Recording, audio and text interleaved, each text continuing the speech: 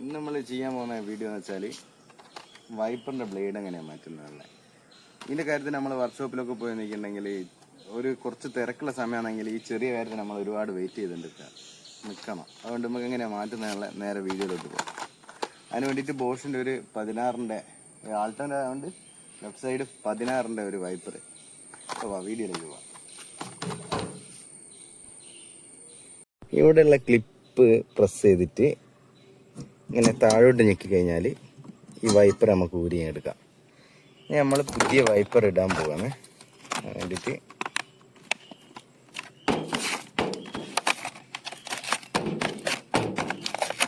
അങ്ങനെ ഉപയോഗിക്കാം.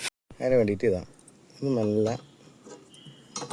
ഇതിങ്ങനെ ഇട്ട് കൊടുത്തിട്ട് ഈ ബോഷിൻ്റെതാണ് ഇങ്ങനെ വരുന്നത്. എല്ലാத்தைയും ഇതിൻ്റെ പുറത്താണ് ഇത് വരിക. മെല്ലെ ഇങ്ങോട്ട് പ്രസ് ചെയ്ത് കൊടുക്കുക.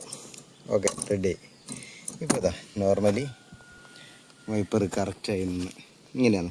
അപ്പോൾ ഇത് വളരെ സിമ്പിളായിട്ട് നമുക്ക് ചെയ്ത് വീട്ടിൽ നിന്ന് തന്നെ ചെയ്യാൻ പറ്റുന്നതാണ്. വർക്ക്ഷോപ്പിലുള്ളൊരു സമയം മെനക്കെടുത്തണ്ട. ഇനിയിപ്പോൾ നമുക്ക് അടുത്ത വീഡിയോയിൽ വേറെ എന്തെങ്കിലും ട്രിക്കായിട്ട് കാണാം.